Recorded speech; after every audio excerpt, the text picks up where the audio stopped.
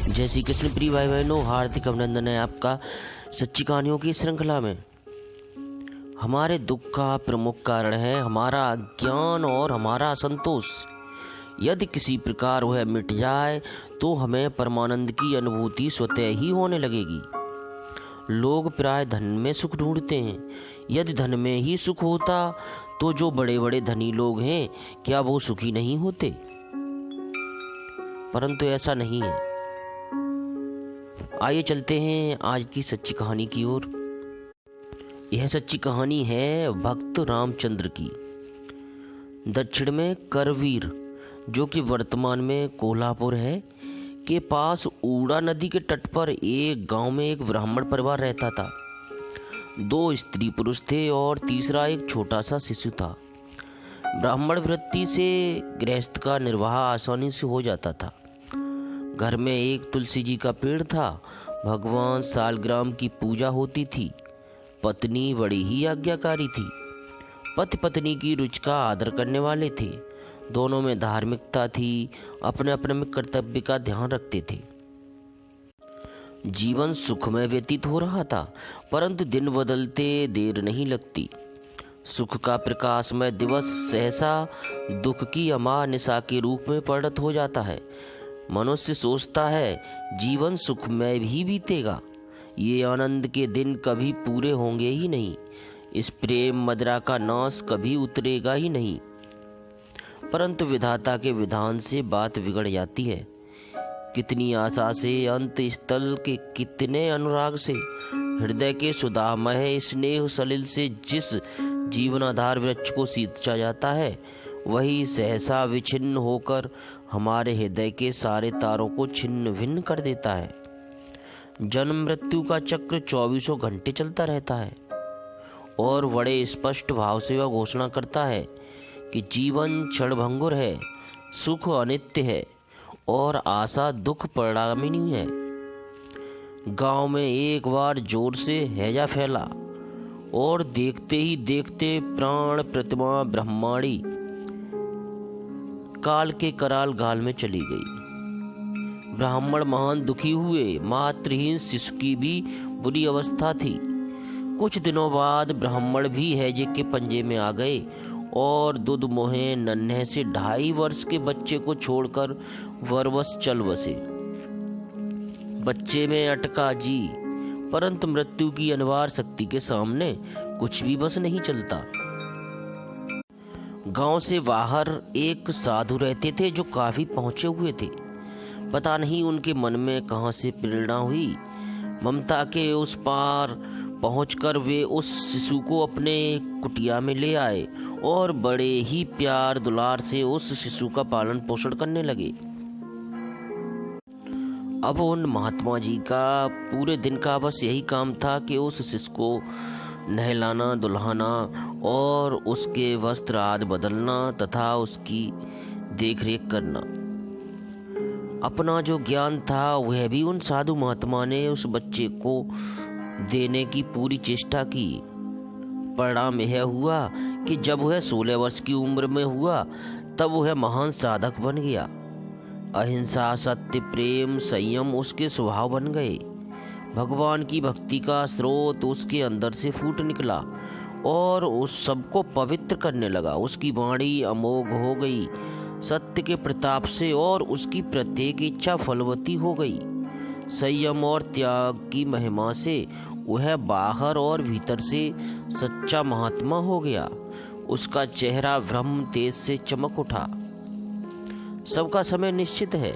महात्मा जी के जीवन की अवधि भी पूरी हो गई। वे इस असार संसार को छोड़कर हंसते हंसते भगवान के परम धाम में चले गए।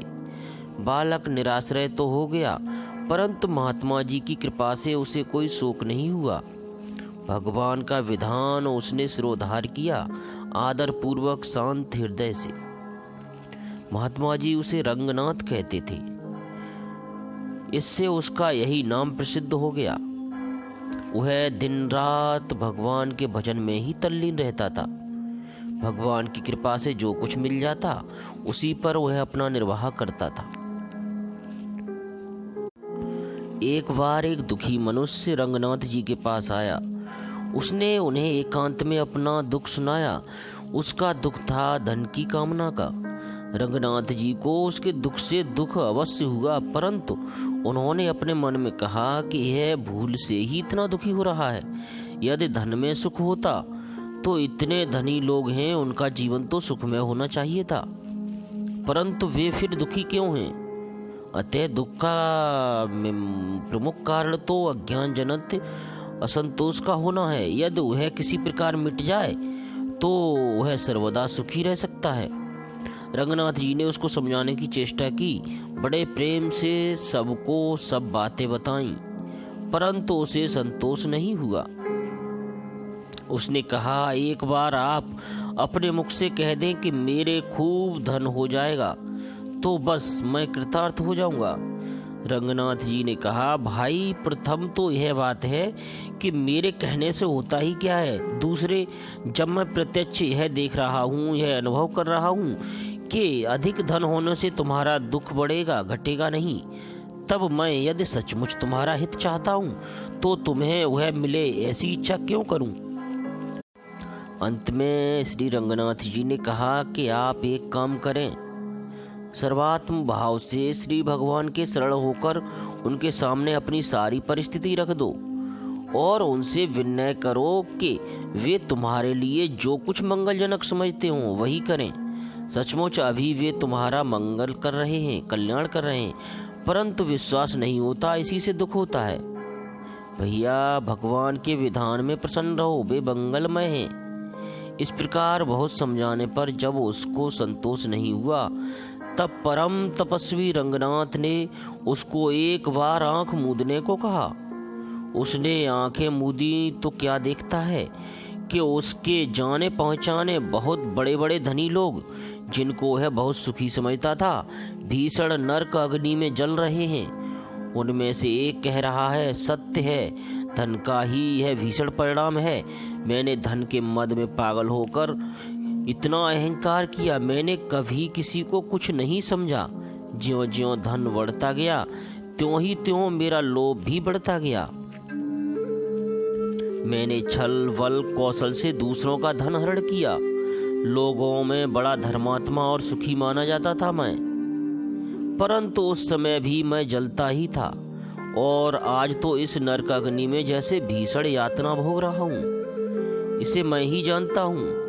दुख से छुटकारा चाहने वाला कोई भी इस भयंकर परिणाम पर पहुँचने वाले धन का लोभ न करे। यदि न्याय और सत्य के द्वारा धन प्राप्त हो तो उस पर अपना अधिकार न मानकर उसे श्री भगवान की संपत्ति समझे और दीन दुखी जीवों की सेवा के रूप में प्रसन्न चित्त से उसका सदुपयोग करता रहे। धन से 15 दोष मुझ में उत्पन्न हो गए हैं। दंभ, दर्प, अभिमान, क्रोध, हिंसा, ममता, मोह, लोभ, काम, असत्य, प्रमाद, दुसंग, धूत, विलासिता और इंद्रिय आसक्ति। मैंने धन में अंधा होकर न जाने क्या क्या किया था। उस समय उसका यह भीषण परिणाम नहीं सूझता था, नहीं समझ में आता था, परंतु आज मैं उसी का फल यह नरकनाल में भोग रहा हूँ। वह बोला, असल में तो मनुष्य को उतने ही धन से प्रयोजन है जितने में उसके अन्न वस्त्र का काम चल जाए।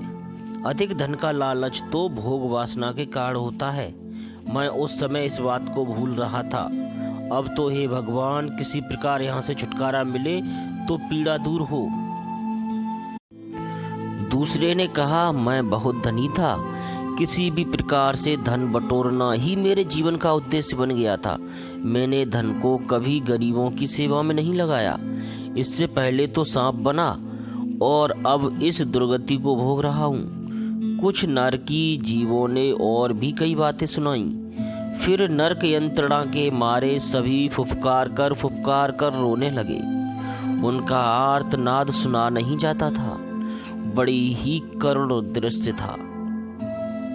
इसके बाद एकाएक वह दृश्य हट गया और उसकी आंखें खुल गईं। उसने देखा महात्मा रंगनाथ जी बड़ी करुण दृष्टि से उसकी ओर देख रहे हैं और मुस्कुरा रहे हैं। देखे हुए दृश्य का और भक्त रंगनाथ जी की दया दृष्टि का उस पर बड़ा ही सुंदर प्रभाव पड़ा। आश्रम के सात्विक वातावरण और सत्संग का स्वाभाविक असर तो था ही, भगवत कृपा से उसकी धन कामना नष्ट हो गई। उसने कहा, गुरुदेव, मुझे ऐसा उपाय बताइए जिससे मेरा मानव जन्म सफल हो जाए। मुझे धन मान नहीं चाहिए, मैं चाहता हूँ भगवत प्रेम, भगवान की अव्यभिचारिणी भक्ति। आप दया कीजिए। उसका नाम था रामचंद्र। रामचंद्र के हृदय का सुंदर परिवर्तन देखकर रंगनाथ जी को बड़ी प्रसन्नता हुई। वे भगवान की कृपा का प्रत्यक्ष प्रभाव देखकर गदगद हो गए। उन्होंने कहा, भाई रामचंद्र, जब तक चित्त में भोगों की वासना कामना भरी है तब तक उसका अंधकार नहीं मिटता और इस अंधकार के रहते शोक संताप से कभी छुटकारा नहीं मिल सकता है। रंगनाथ जी ने रामचंद्र से कहा, असल में भगवान के प्रति भक्ति होनी चाहिए। भक्ति विषय वैराग्य बिना हो नहीं सकती। विषयों में प्रीति रहते भगवान में प्रीति कैसे हो? और जिसमें प्रीति ही नहीं उसे पाने की चेष्टा भी क्यों होने लगी? सच्ची बात तो यह है कि भगवान ही हमारे प्राणाधार हैं, हमारे परम आत्मीय हैं, सुख दुख के नित्य साथी हैं, निज जन हैं, वे ही परम प्रियतम हैं। एक बार उन्हें किसी तरह पहचान लिया जाए, जान लिया जाए, तो फिर उनकी ओर हृदय का आकर्षण हुए बिना नहीं रह सकता। बात भी सत्य है। ऐसे ही हैं वे प्राण प्रियतम, सौंदर्य, माधुर्य, वात्सल्य और औदार्य के समुद्र। उनकी एक बार पहचान हो जानी चाहिए, फिर तो प्राण अपने आप ही उनके लिए रो उठेंगे। उनको प्राप्त किए बिना एक क्षण भी चैन नहीं पड़ेगा, कुछ भी अच्छा नहीं लगेगा। सब कुछ छोड़कर, सारे बंधनों को तोड़कर, चित्त की सारी वृत्तियां एक मुखी होकर उन्हीं की ओर बहने लगेंगी, प्रचंड वेग से, अत्यंत द्रुतगामिनी होकर, असहा होकर। उनका निमेष मात्र वियोग असहाय हो जाएगा। ऐसा होना ही मनुष्य जीवन की पूर्ण सफलता का पूर्व रूप है। मनुष्य को अपने जीवन में इसी के लिए पूर्ण प्रयत्न करना चाहिए। इसका उपाय है भगवान का भजन। प्रिय भाई बहनों, आपसे हाथ जोड़कर विनम्र विनती है कि जो कुछ अब मैं बताने जा रहा हूँ उसे कृपा कर ध्यान से सुने। रंगनाथ जी ने रामचंद्र से कहा कि मैं तुम्हें द्वादशाक्षर मंत्र बतलाता हूँ। तुम कामनी, कांचन और मान प्रतिष्ठा का मोह छोड़कर नित्य प्रति इस मंत्र का पवित्र श्रद्धा पूर्ण चित्त से अधिक जप किया करना। मंत्र है ओम नमो भगवते वासुदेवाय। खबरदार, बड़े बड़े प्रलोभन आएंगे तुम्हें डिगाने के लिए, परंतु किसी प्रकार की भी लालच में फंस न जाना। भगवान कल्याणमय हैं, तुम्हारी निष्ठा सच्ची होगी तो वे अपने दर्शन से तुम्हें कृतार्थ करेंगे। रामचंद्र भी अभी विवाहित ही थे। उनके पास पिता का छोड़ा हुआ कुछ धन तो था, परंतु उनकी इच्छा थी कि पहले किसी भी साधन से खूब धनी बनना, उसके पश्चात विवाह करके मौज उड़ाना। गृहस्थ धर्म पालन की अपेक्षा इंद्रिय भोग और मौज शौक पर उनकी दृष्टि कहीं अधिक थी। बल्कि यही कहना चाहिए कि वे विलासमय जीवन बिताने के लिए ही धन संग्रह करना चाहते थे। उन्होंने बहुत से उपाय किए, कोई कुछ भी बतलाता वही करने लगते। अंत में भक्त रंगनाथ जी की वाक सिद्धि की बात सुनकर किसी पूर्व पुण्य के प्रभाव से वे उनके पास आए थे और उनके अमोघ संग से उनकी मोह निद्रा टूट गई।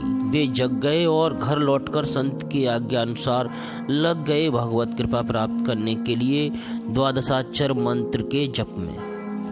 जितना जितना जाप बढ़ने लगा उतना उतना ही उनका आनंद बढ़ने लगा। अब तो जो लक्ष्मी उनसे दूर दूर रहती थी वही बिना बुलाए ही उनके पास आने लगी, परंतु वे बड़े दृढ़ रहे अपने व्रत पर। वे जितना ही हटते उतनी ही भोग सामग्रियां आकर उनके सामने लौट पड़ती, उनके चरणों पर न्यौछावर होती, परंतु उन्होंने किसी की ओर कभी नजर ही नहीं डाली। मनुष्यों ने, देवताओं ने उन्हें जमीन मकान के महल सहन के, स्त्री पुत्र के, धन दौलत के, मान प्रतिष्ठा के बड़े बड़े प्रलोभन दिए। सब चीजें मानो प्रत्यक्ष होकर उनकी सेवा करने को तैयार हो गईं, परंतु उन्होंने उनको वैसे ही त्याग दिया जैसे मनुष्य अपने वमन को त्याग देता है। उनकी साधना सफल हुई। वे एक दिन पवित्र एकांत देश में संध्या वंदन आदि करने के पश्चात ध्यानस्थ होकर भगवान के परम मंत्र का जाप कर रहे थे कि साक्षात भगवान नारायण वहां प्रकट हो गए। रामचंद्र जी ध्यान सुख में मग्न थे। आखिर भगवान की प्रेरणा से उनके नेत्र खुले और वे साधु रक्षक भगवान के दिव्य स्वरूप के दर्शन करके निहाल हो गए।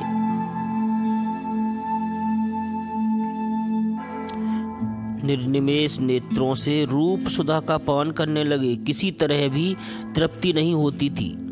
बहुत देर के बाद उनकी वाणी खुली और वे भगवान की स्तुति करने लगे।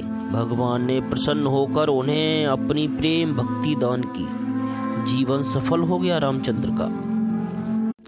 प्यारे भाई बहनों, सत्य ही है और यह मेरा अपना भी अनुभव है कि जिन कामनाओं के लिए हम इतना दुखी हो रहे होते हैं, यदि उन कामनाओं को बिल्कुल ही छोड़कर, बिल्कुल ही त्याग कर एकमात्र प्रभु के चरणों में अपने आप को समर्पित कर दें और उनसे यह प्रार्थना करें कि प्रभु जो हमारे लिए मंगलकारी हो, जो हमारे जीवन के लिए अच्छा हो, वही आप हमें दें। और जिसकी वजह से हम अपवित्र हों, हमारा जीवन भ्रष्ट हो, धर्म भ्रष्ट हो, उन चीज़ों से हमें सर्वथा दूर रखें। भले ही वह माया हो, मोह हो, धन हो, हम कभी भी ऐसे भोग विलास में ना पड़ें कि आपके चरणों से दूर हो जाएं। हमारी जो प्रमुखता है वह आपके चरणों की वंदना, पूजा, आरती होनी चाहिए। ऐसा भाव अपने मन में रखेंगे तो सारी चीजें, सारी माया मोह हमारे पीछे पीछे दौड़ेंगे, पीछे पीछे भागेंगे। यह मेरा अपना अनुभव है।